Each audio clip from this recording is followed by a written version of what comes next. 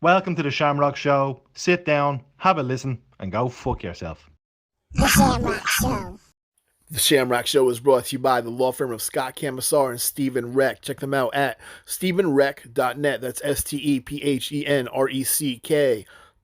Also on Facebook, and check out Scott at SDCAMSR on Instagram. It's getting nice outside, so if you ride, make sure Scott is on your side. My guy Scott will take care of you. If you've been hurt or injured in a car accident, motorcycle accident, it's that time of year. People are out on the road more and more. If you're in an accident, never ignore it. You got to go to the police. You have to report the accident. Exchange information, take pictures, be accurate, get medical attention. You never know when you're going to say something doesn't hurt and then it hurts the next day and you ignore the medical attention. Scott will take care of you. He will get your bills paid. He will get your quality of life back to normal. Check out the law firm of Scott Camisar and Stephen Reck. If you've been hurt in an accident, medical malpractice, wrongful death suit, anything you got going on, fight for the truth, justice, and the American way with the law firm of Scott Camisar and Stephen Reck. Tell them Sean sent you. Well, yeah, I wanted to chat with you. I read The Secret History of the IRA many years ago, but I just recently finished Voices from the Grave. Yes. And I thought it was amazing. And I thought, there's certain things in there that a lot of people should probably know about, and that a lot of people would just be interested to hear about. So I just kind of wanted to chat with you about it and kind of tell the story. My podcast, it doesn't have like an angle. It's just open format. Whoever comes on is kind of the soup du jour. You know what I mean? I'm not looking to prove any points or come any kind of way, but when I find a story that's interesting to me, if I can see if I can get somebody to talk to me about it, it's good for me, Okay, go ahead. I'll be happy to oblige. Cool. So my grandparents on both sides come from Ireland. And my whole life, my grandmother, specifically my mother's mother from Derry, she wanted me to go over. And I was always so afraid of making the flight. The thought of flying over the ocean, it freaked me out. But I went in 2012 or 2013 for the first time. And I've been back a handful of times since. But I didn't know anything of the history. And then once I got there, I got to Belfast, and my Aunt Paula, she took me around. She showed me around the history of the Troubles. And, I just, I grew up your typical plastic patty with Irish grandparents and Irish this, Irish that, but I didn't know anything about it until I got there. And now I've been trying to read and watch everything I can because I just found it so interesting. So that's how I ended up with your books. Okay, good. Well, I hope you enjoyed them. I mean, tremendously, enough for me to come be a weirdo and search it out, right? No problem. How did you become so attached to the subject? Where are you from originally? Well, I'd like yourself. I'm the offspring of people who emigrated from Ireland. My mother was from Scotland, but my father was from the west of Ireland, from Candy Mayo, and he was born at a time when rural families, particularly from the west of Ireland, had little choice because of the poverty and the absence of anything apart from subsistence farming to emigrate. And so most of the family, most of his brothers and sisters went to the United States, to as far away as San Francisco, New York, Chicago, Florida. And the others went to England, and that would be very traditional of his generation and very typical of Ireland at that time. And he and his brother went to England, and that's where I was born. He met my mother, who was from Scotland, and I was born in England. So I went to an English school, but there was always an Irish influence there, clearly, when it came time to go to university, for some reason, I don't know how or why this happened, but one of the places that I chose was Queen's University in Belfast. And that was 1966. And I arrived there that autumn. And by the early spring of 1967, the troubles had started. what had happened was that students had got involved in civil rights protests of one sort or another. The unionist government of the day had tried to ban the political wing of the IRA, and there were protests at that.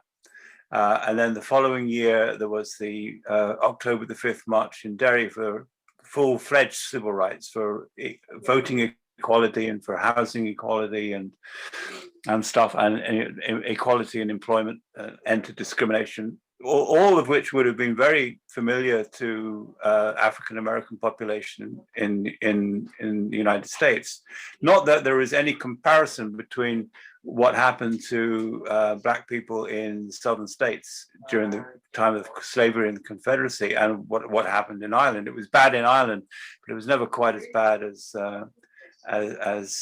existed in this country. But so we, I was there. I arrived there at a very exciting time, and of course that was not just that sort of political radicalism wasn't confined to Belfast or Ireland, because you had throughout Europe, you had uprisings by students, and you had a near revolution in France. You had the anti-Vietnam War demonstrations in the United States. You had civil rights demonstrations in the United States, and so on. So a very exciting time to be politically active. The difference being, of course, is that in Ireland, without going into all the complexities of the Northern Ireland situation, but it was one in which it was a gerrymandered state in the sense that there was going to be a permanent majority and a permanent minority. Aside from protesting and demanding things like voting rights and housing rights and employment rights and stuff like that, you were up against all the time very strong right-wing unionism, mostly Protestants, led by people like Ian Paisley, who were opposed to any and all change. They saw all change, I think probably correctly, saw it as dangerous to their own position, because their position depended on dominance, and if you challenge that dominance, then obviously you were threatening their place in the world. And that all culminated in the summer of 1969 with something which was very familiar, I'm afraid, to people in Ireland, and that was these attempted pogroms, particularly in Belfast, when loyalist mobs supporting the union with Britain, opposed to civil rights for Catholics, largely supported by the unionist government of the day, with the nods and winks rather than any sort of direct active support on the ground, and by a police force that was at the very least ambivalent about all of this, and in fact in many cases was pro unionism and pro domination of the Catholic population, and against saw the civil rights marches as just the IRA in different clothes, which of course it wasn't. But they didn't have the ability or the sense to understand that. So that all came to a head in August 1969. You had these huge attempts to burn out and kill Catholics, particularly in West Belfast, and you had whole areas petrol bombed, whole streets destroyed, lots of people killed. And out of that came a resurgent IRA, which until then was regarded, and I can tell you this from my own experience, we regarded the IRA in that period of the late 1960s as a bit of a joke, something that belonged in the past and was not relevant, and we were going to change things through reform and politics and stuff like that. Of course, it didn't happen, but so the IRA became resurgent. Once the IRA started its campaign, then you had an equal but opposite reaction on the unionist side, and they turned to the gun and bombs as well. And that set the scene for the next 20, 30 years of sometimes extraordinary violence. When I think back on what we went through and what you experienced and what you regarded after a while as just normal. I remember lying in as a student, in 1969, 1970, lying in bed at night, and you'd have the window open, and it was the summer evenings, and you would just be listening to the gun battles going on all night long. Hundreds and thousands of shots being fired. It was like living in in a war zone at that time. And during the daytime, of course, you had explosions and bombs, and you had troops on the streets, you had armored cars. It was a war zone, and that lasted for a long time. Yeah, and then I think that a lot of people, especially like younger Americans or young Americans in general, don't think of that when they think of Ireland, right? They think of rolling green hills and the stereotypical Ireland that you see, on postcards and whatnot. Just to catch people up real quick, when you're talking about there was a split because 6 counties of Ireland were under English rule, and there was, it's a tear between the Protestants, but it was because they were loyal to England, right? How much did the religion? I mean, I know religion was huge into it, but if they were all non-religious, were there still the same issue? Yes, there would have been. It was nothing, and this was never a war that was a religious war. It was never a fight over, religious dogma or right. How you said your prayers or anything like that. It was about who was in charge and who was running the ship. And the history of Ireland at this time and the history of the United States are run in parallel lines. I'm sure you're familiar with the settlements in Virginia, which essentially began in the early part of the 17th century, at the same time as slavery began, and that was spearheaded by the British, who set up, who planted, as the word was used in those days, communities of their own people in places like Virginia and then further up the northeast coast of the United States. And that was a foothold. And they regarded the Indians as the enemy. Well, in getting closer to Ireland and to England in those days, the big threat to English supremacy in Europe were the Spanish and French royal families and political systems, which were divided largely on religious grounds. You had the Reformation in the 16th century, and most of England became Protestant. Most of Europe, particularly France and Spain, stayed Catholic, were loyal to the Pope. And politics in those days was about religion. But the problem for England was that on its left coast, as it were, there was this country which was wild and difficult to travel to and difficult to travel on and to, and difficult to control, which was not loyal to a Protestant king in London. And so they started in Ireland what they completed in the United States of America, which was to set up plantations of their own settlements, their own settlers. And so what they did in Ireland was to bring over tens of thousands of people from Scotland and also from Northern England to take over land and become settlements and establish a political presence there, which would act as a buffer against any threat of invasion of England through the back door, through Ireland. The fear was always, and indeed, if you go to parts of Ireland now, you'll see the ruins still there in places like West Cork of forts and lookout places that were built by the British, the English in those days, in order to give them advance warning of a French or a Spanish invasion. And the idea was that you would have these pockets or plantations of loyal people, loyal to the British crown, to the English crown, who would at the very least put up a bit of a fight if there was any invasion coming from France or from Spain, and might even hold those areas until such time as a big army could be brought over from England. And very much the same type of thinking was involved in British plantation of the United States of America. The Red Indians, Native Indians, as you would call them now, were regarded in the same light as the Native Irish, as potential enemies, And of course, if you look back at early American history, you'll see alliances between various Indian tribes and the French or whoever, who were opposed to the American government. And the same sort of factors were at play in Ireland. So the idea took root and flourished that it was in England's best interests to ensure that Ireland was dominated by Britain, and that led to, as I say, plantation of people being brought over and planted in places like Cork and Dublin. And that was the basis of the division that existed. And when eventually nationalists in Ireland demanded and got a measure of independence from Britain, the one part of Ireland where this plantation was strongest was in the north, right, where you had a population of 1.5 million. 1 million were Protestants, the other 500,000 were Catholics. In other words, 500,000 were loyal to the Irish state, the other 1,000,000 were loyal to the British state.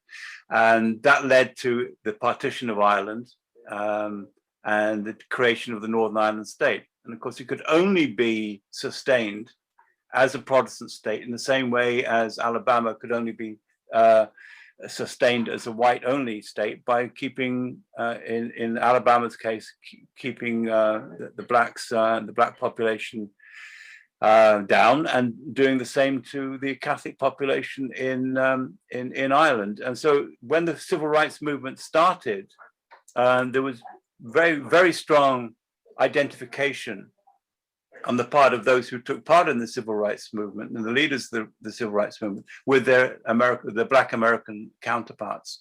And indeed, one of the big marches that in some ways people regard as beginning of the Troubles was modeled on the Alabama Selma March that had been led by people like Martin Luther King.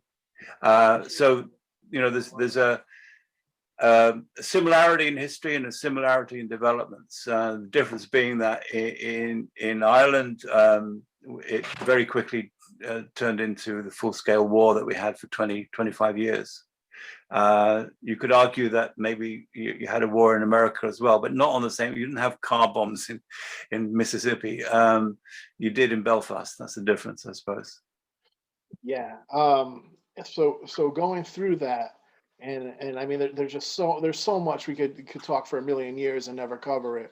But I've really become really fascinated by this Brendan Hughes character. I think that he is, you know, if you're to take him at his word for everything that's been said, that he's absolutely, you know, an intriguing guy and really key to a lot of information, which kind of comes to these Boston College tapes, which I had never heard of until I picked up your book. Yeah. And I was wondering if you could just tell a little bit about how you got into that and what happened with those tapes. Well, first of all, you know there was also a film based upon Brendan Hughes's book. Have you seen that at all? No. No. What is it? It's called Voices from the Grave, and it's on YouTube. At least I think it's on YouTube. And if it's not on YouTube, it's on my blog site, which is called The Broken Elbow. Yeah. And you should watch that as well. Obviously, it was filmed after his death, and also the death of a loyalist leader called David Irvine. We had two of them in the film. So their parts were played by actors, but their voices were real. They were from the interviews, you know. So the idea that of doing the Boston tapes had its origin in something which had happened in the rest of Ireland after the Anglo-Irish War, when the British finally left that part of Ireland. And I think about 20 years after the end of the hostilities in Ireland, the idea was launched to record, in as much as they could, the memories of those people who had fought in the Anglo-Irish War. And so, and this was funded by the government. A special organization was set up called the Bureau of Military History, which went out to interview as many veterans of that campaign going back to 1916 all the way up to 1921 at the time of the treaty, and record their memories. And of course, they didn't have tape recorders in those days, so everything was written down. And we had the idea, myself and former IRA member turns an academic called Anthony McIntyre, had this idea for a long time. Well, it was clear that the Troubles were coming to an end. by the late 1990s.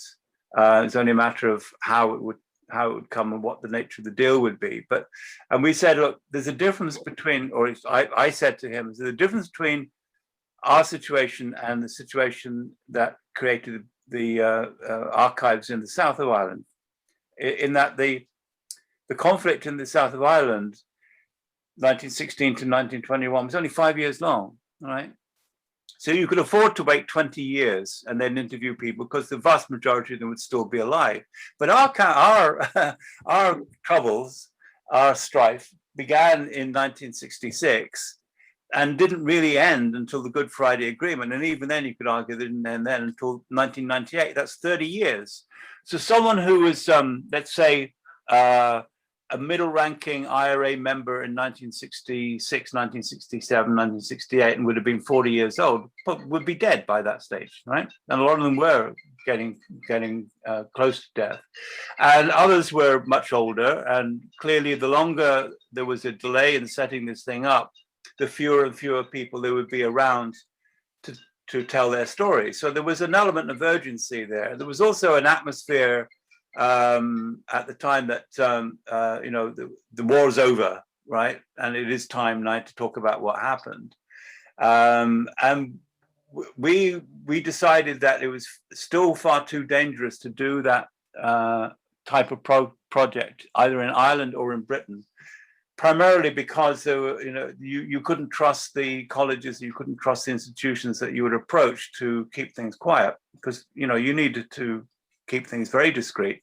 Because you're talking kind of different scenarios as well, where you're going from what was more of a traditional war to, in the Troubles, you're talking, it was still illegal to oh yes. Right. Oh, as So far as, telling war, you come back from war and telling stories is different. Yeah. Admitting that you're part of a civilian bombing campaign, so to speak, right? That's right. Yeah, that's right. Whereas there was still a very strong element in the British side, particularly in the Unionist side, which regarded all this as criminality, right? And therefore, there was no closure on criminal acts.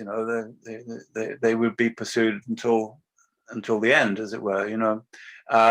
So we decided there was no way that we could do this project either in Britain or in Ireland because of the risk of being betrayed, of stuff being handed over to the authorities and all sorts of consequences. And we had a friend who was working at that time in Boston College, and he came back and coincidentally said, look, they've asked me to see if I can find anyone or any ideas that would be worth following that would commemorate or in some way remember the Troubles in Northern Ireland. And I think Boston College were a bit embarrassed because they had been very reluctant to identify themselves in any strong way with what was happening in Ireland. And indeed, there was a huge row when they invited Margaret Thatcher to Boston College to present her with an honorary doctorate. And I think they were forced to withdraw. That was the sort of mentality at the time. But now that the war was over and it was safe to talk about these things, Boston College wanted to make up for lost ground. They hadn't done what they should have done, which was to collect material during the Troubles, and now they wanted to make up for that. And they approached this guy and said, look, you're going back to Belfast. If you have any ideas, talk to people, come back to us and see what we can do. So it just so happened that Anthony McIntyre was his PhD supervisor. Macus had spent 20-something years in jail for a murder for IRA. And in jail, he had got himself a first-class honors degree in politics. And then he had started a PhD, which he finished on his release. So this guy, this professor approached Macus, and Macus said, well, funny, you should come to me because we do have this idea. So we put the idea to Boston College, and they were very keen on it. And of course, we were also very concerned to get assurances from them that there would be no chance that this material would be handed over. And we got multiple assurances to that effect. And we also expanded the project to include a loyalist paramilitary group called the Ulster Volunteer Force, which was one of the most violent groups on the Unionist Protestant side. They wanted to take part in the thing. We also persuaded the police to take part in it. So you had three sides. You had the Republicans, you had loyalists, and you had the police who were all taking part in this thing.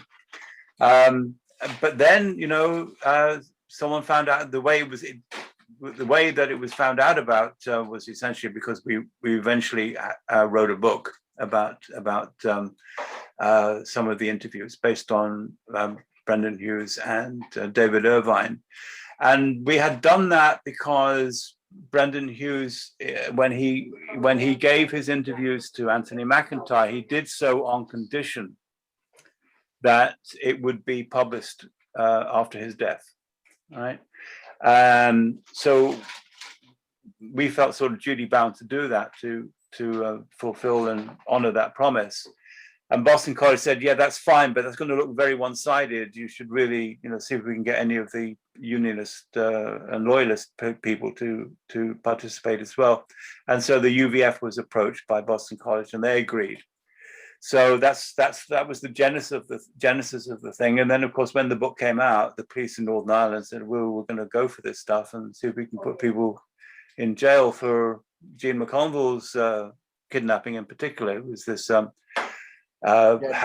I was gonna say, do you mind telling that story? Because that was such a glaring part of the book, and yes. It's been a part of another book I read, and it's I think it's a really touching and important story. Yes, it's a very interesting story. The IRA's version of it is that we're talking about 1972, and Belfast in 1972 was like Wild West, right? The IRA would patrol areas like public housing projects openly with weapons, and just like the British Army were, gun battles were raging every day. The British had a real problem in the sense that they, in order to defeat the IRA, at least to reduce the threat coming from the IRA, they needed intelligence. They needed as much information as they could get, and that meant going anywhere and everywhere. Right? But anyway, it so happened that one of these IRA patrols was going through Divers Flats, which was a big working class housing estate. I don't know if there's an equivalent that I can think of now in America. But really bad housing, but one of those big tall blocks of flats, and horror. Where? Cabrini. Where? Cabrini Project in Chicago. Cabrini Project in Chicago, yeah, something like that. And it was an armed patrol that was going through the corridors of the place, and they were using little walkie-talkies. And this little kid said, "My mummy's got one of those radios." And oh yes, and who are you? And that's how she was discovered. They raided her home.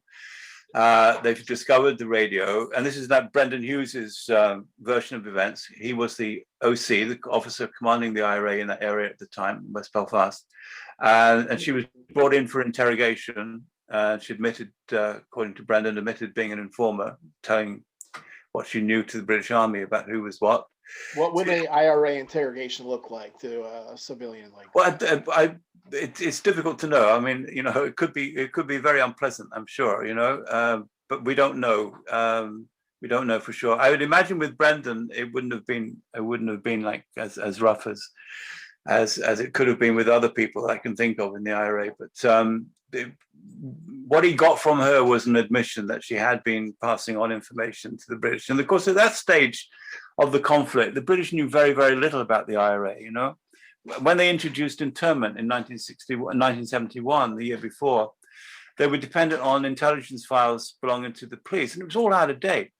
And the people that were arrested were all the wrong people. So they knew they had a huge, big vacuum of information and intelligence. And when you're at that level, you start at the bottom and you work your way up, right? And what you've got to find out is who's who in the IRA. And then when you find that out, you can bring them in, and you can either bribe them or threaten them, or in other ways persuade them to pass on real information about who's really in the IRA. So she was at the bottom of the feeding chain, as it were. She would have been able, because the IRA was so open to know who was in the IRA, because they were walking around the place with guns, you know. So that's his version, and the version that he gave ended with him saying to her, "We're not going to do anything to you, but if you do go back to doing this type of thing, you can expect the worst." Right? So they let her go, primarily because she was a widow and she had all these children. And 10 children, 12 children? I think there were 11 at that stage. One died not long afterwards. So she was set free, and then you know, she returned to what she was doing. And we know we know what happened later from Dolores Price, who was a member of the IRA in West Belfast, who was one of those who took this woman, Jean McConville, across the border to be shot dead and buried in an unmarked grave. And the story that she gave to me, was that after she was let go by Brendan Hughes, she returned almost immediately to what she was doing before, which was informing. She regarded financial support for this. Yeah, very small amount. I mean, you know, you're talking about the equivalent of $10 a week or something. You know, which if you're a widow and you have children, kids. Yeah. So what happened, according to to Dolores Price's version of events, is that and again, this is a practice which the British were well used to, because they'd used exactly the same techniques in places like Kenya and Aden. They would have someone who's an informer, put them behind a blanket with peepholes, and they would parade suspects in front of them, and that the person behind the blanket would say yes, no, whatever, okay? And that way they would identify who was in the IRA. In other words, if she had seen this person or that person wandering around Divers Flats with guns, which was very possible, then they would be regarded as IRA, and then they would be arrested, and then the army would then attempt to turn them into proper informers, real informers, get into the organization. So Jean McConville, according to this account, was the sort of the key that unlocked the door. And very important to have her. So she was behind the blanket, and behind a blanket with peepholes, but the blanket didn't go all the way down to the floor, and she had on these pair of carpet slippers. Now, back in the 1970s, Belfast housewives, you know, wore carpet slippers 24 hours a day, you know, and they recognized her, and she had these very thin, scrawny legs. Right, so she was recognized thanks to her carpet slippers. And so she was again arrested by the IRA, and this time again she admitted that she'd been doing this, and she was taken away, told that she was being taken to a safe house across the border. Her family would be united with her, reunited. A Catholic charity would look after her and make sure that she was that she had money and she had food and what have you. And so she went quite happily, thinking she was going to survive, and of course she didn't. She was taken to the beach, shot dead, and put into an unmarked grave.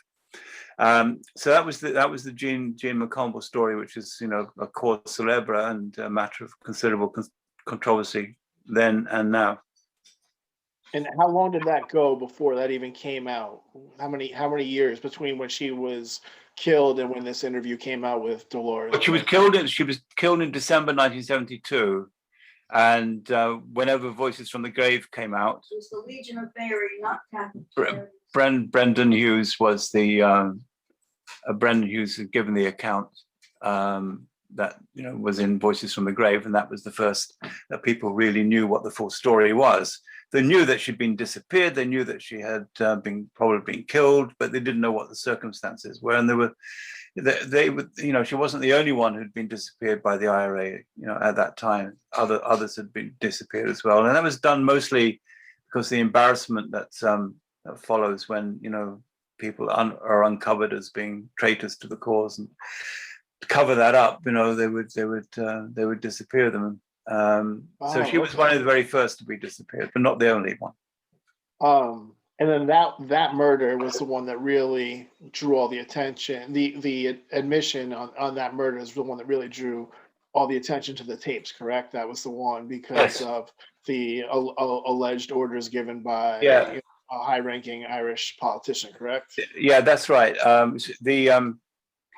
The commander of the IRA in Belfast at that time was Gerry Adams, and according to the accounts that we got from various people, the decision to disappear Jim McConville was taken at a meeting of three top IRA men, one of whom was Gerry Adams, and the decision was to disappear her. And I think that was, I mean, I'm only guessing on this particular point, but it does make a certain amount of sense that the IRA in Divis Flats was so angry at the fact that she had gone back to informing when she'd be let off, that they said, unless you do something like this, it's just going to encourage other people. So, that was a very controversial killing. The policeman in charge of the Royal Ulster Constabulary at the time, subsequently the police service of Northern Ireland, his father was killed in an IRA car bomb. He had no love for Gerry Adams, no love for the IRA. He had a dog in the fight in that sense, right? Yeah. This is an opportunity to embarrass Gerry Adams and cause him a great deal of political trouble as well, it was again a good opportunity for the police to make, because they had really ignored Jean McConville's case over the years. They hadn't bothered, done no investigation at all, and so this was again an opportunity for them to make them look a little bit better, Right. And did you directly interview Brendan Hughes, or was it all through Anthony? I interviewed Brendan anonymously for my book, The Secret History of the IRA. Okay, yeah. But he was interviewed by Anthony McIntyre on record, on tape, for Boston College. What's the vibe like interviewing someone, anyone, not even talking about necessarily Brendan or whatever, but someone who's to be a murderer? Like, is it odd having a conversation? Are you able to put that? Depends how you classify a murderer. Right. I mean, right. I mean, this is a politician who, like Tony Blair. Is Tony Blair a murderer? Right. If he orders. Is George W. Bush a murderer? Right. No. And I bet you don't get journalists being asked, what's it like to interview a murderer like George W. Bush? Right. Yeah, no. But they have probably killed many, many more people than Gerry Adams ever has. Yeah, it's just with these killings, it seems more personal. It seems that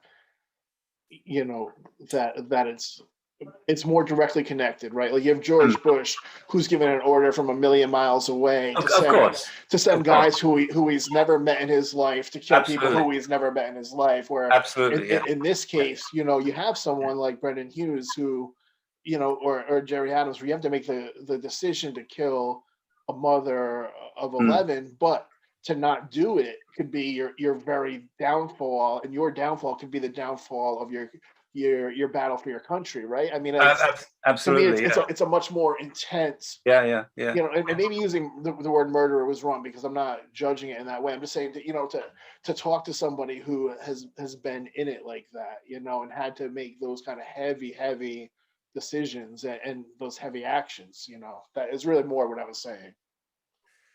Well, I mean, you're asking me like, what's it like to interview him? It's like you interviewing me. It's really not much more different than that, I mean, this is someone who's got a story to tell, and you want to get as much of the story as you can out of them, and you're really sort of thinking, am I asking the right questions here? Is there something I should have asked that I didn't ask? But you don't get emotionally involved in the story. I mean, you can do that afterwards, and think about it, and there are things that will come back to you and what have you, but it's I never regarded it like that. I mean, I just saw everyone in the story as victims, right? Yeah. Everyone in that story is a victim, and the victim of a history.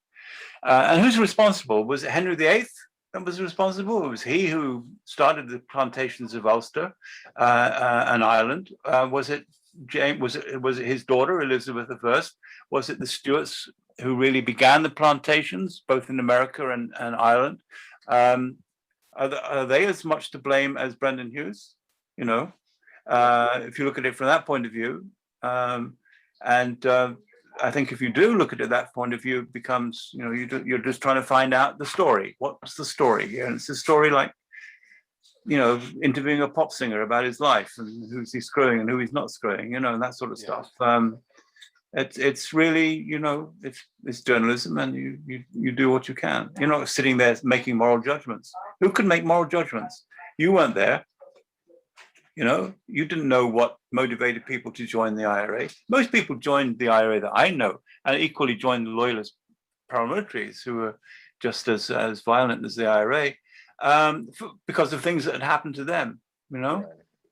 Well, you know, and that's what I was saying, that, you know, the weight of having to make a decision like that, right? To have to do that, you know what's at stake versus, you know, what you have to live with is got to be just tremendous amount of stress, you know, tremendous weight. You know, that's just why I just find it so interesting. And, you know, I found Brendan, his whole journey, you know, from start to finish to be, you know, heartbreaking almost. And, you know, he ended up almost on the outside at the end. And to have Jerry Adams all these years deny even ever being in the IRA, when, you know, it's got to be really heartbreaking. And I really found the explanation of the prison system to be, you know, really valuable and interesting. So, like, off camera here, I have a mirror that was given to me as a gift when I was in Belfast by an IRA member.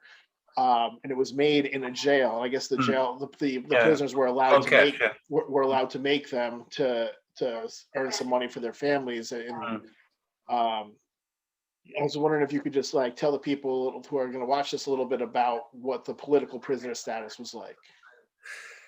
Well, it was it's, you know, it's long been a cardinal aspect of Irish Republican thinking that they're not criminals. They're not ordinary common criminals. They are soldiers. The only difference is that the people that they are fighting don't recognize them as soldiers. But they recognize themselves as soldiers, and as soldiers, they are prisoners of war. They are not criminals.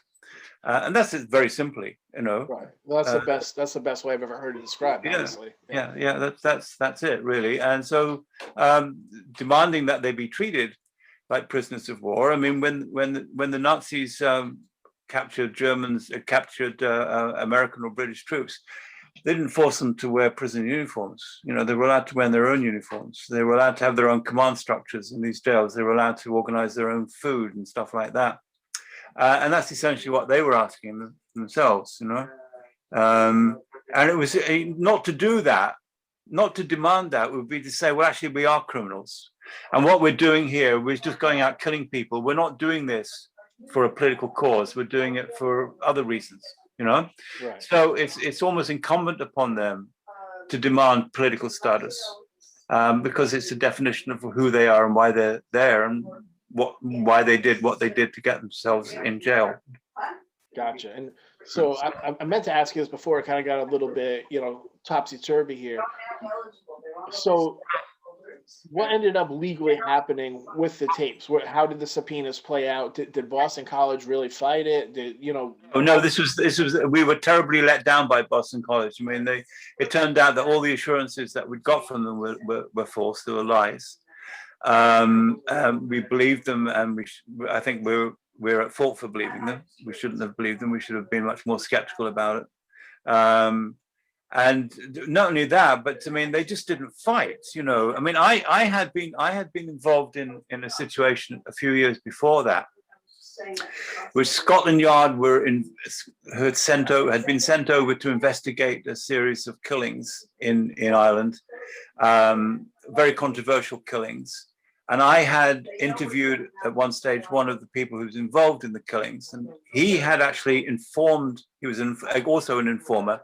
And he had informed his handlers in the police that this thing was going to happen, this particular murder. There's a murder of a man called Pat Finucane, who's a lawyer in Belfast, quite a famous, notorious killing. Anyway, the Scotland Yard was sent over to investigate the whole thing, and they came to me and they demanded that I hand over my interviews with this guy, this loyalist informer, and I refused to do so on the grounds that I'm a journalist, not a policeman. You know, you go away and do your police work, and if you persuade him to tell you what he told me, then good luck to you, but you're not going to get it from me. So I refused to hand them over, and we fought, and we eventually won that. Struggle, and the courts in Northern Ireland threw out the subpoena from Scotland Yard. We expected Boston College to fight like hell against this thing, you know. Instead, no, I don't think we fully discovered the extent of their collaboration with the authorities. And I'm now at the point where I suspect that they probably knew before we knew what was going to happen. And at every attempt by us to get them to move the tapes, to hide them, to do this, that, and the other, fight them, refused to fight them, to refuse to hand them over, was just rebuffed and ignored by Boston College. It was a scandal, and we were told, the days when it was the story about the guy who was in charge of the law school in Boston College during the 1970s. He was a Catholic priest who actually stood for Congress and won a congressional seat on the anti-Vietnam War platform, and he was in charge of their law school. And you contrast that now, right? And I was told what he would have done. He said he would have collected all the interviews and taken them up to his office, locked the door, and challenged the authorities to come and get them, and refused to hand them over. Instead, what we had was Boston College bad-mouthing us, undermining us, because we were fighting all of this, Yeah. And we actually had to break from them in the end. We broke away and had our own lawyers. They were spineless. They were pathetic. They were everything that academic,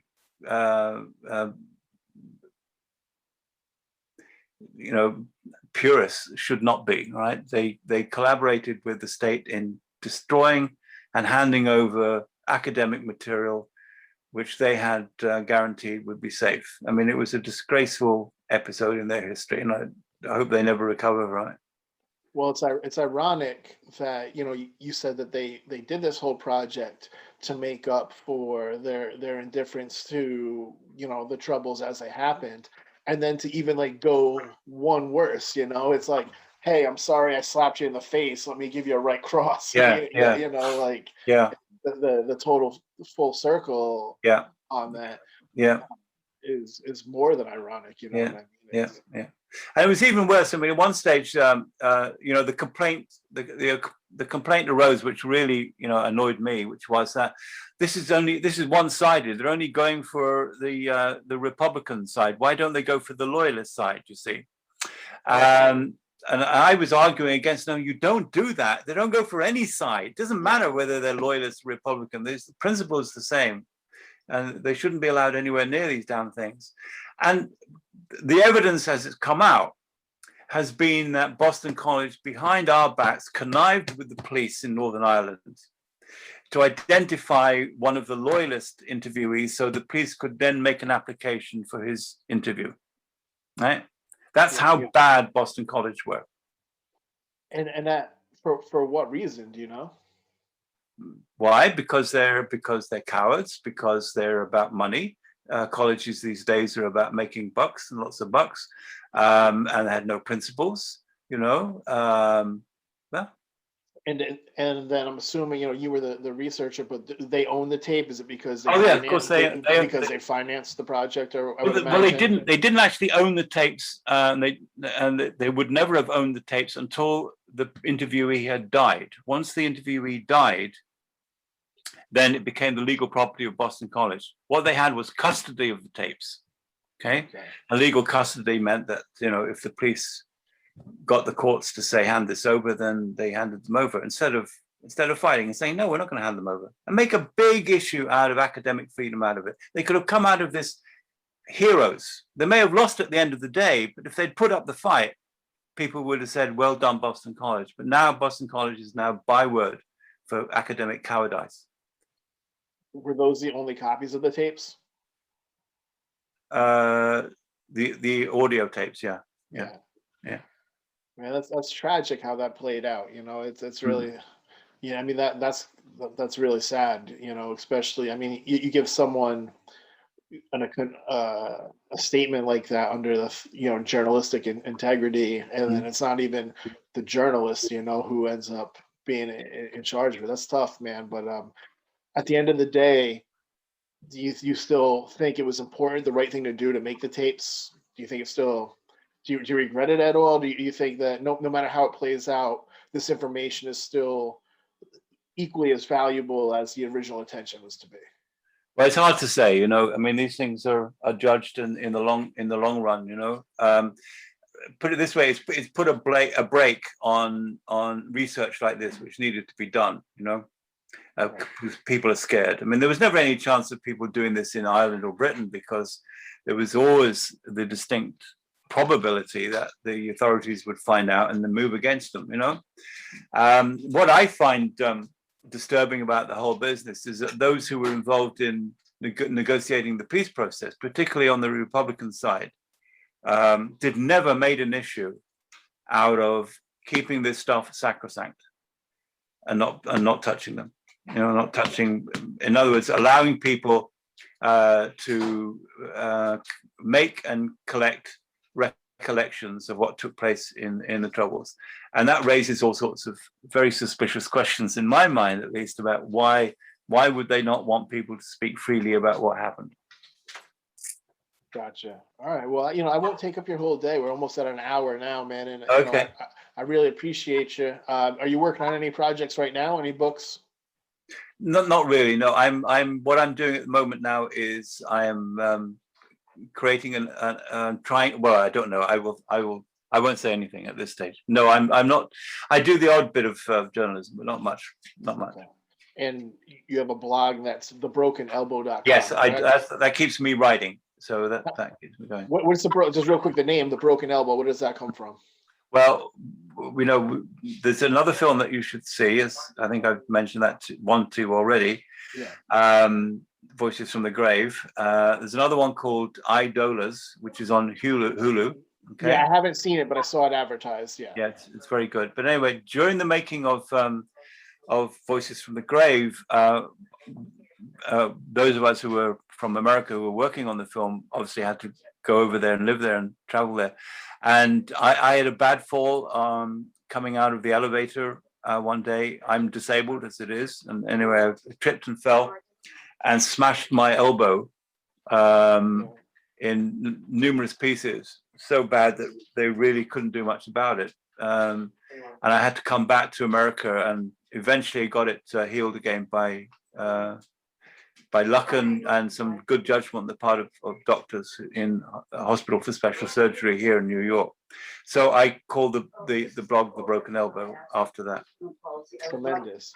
All right, great, man. Thanks for your time. And, I hope everyone checks out the books, The Secret History of the IRA and Voices from the Grave. You also have one about Ian Paisley, yeah? Yeah, so yes, it's called, it was just called Paisley. Okay. Yeah. Great, man. Ed, I hope you feel better. And I really, really appreciate your time, man. Thank you so much. My pleasure. Take care now. Bye-bye. Bye-bye now. Bye. This episode of The Shamrock Show was brought to you by Beard Octane. BeardOctane.com, at Beard Octane on all your favorite social media sites. Check out Beard Octane for all your men's grooming needs. Use code SHAMROCK10 for 10% off your purchase. BeardOctane.com.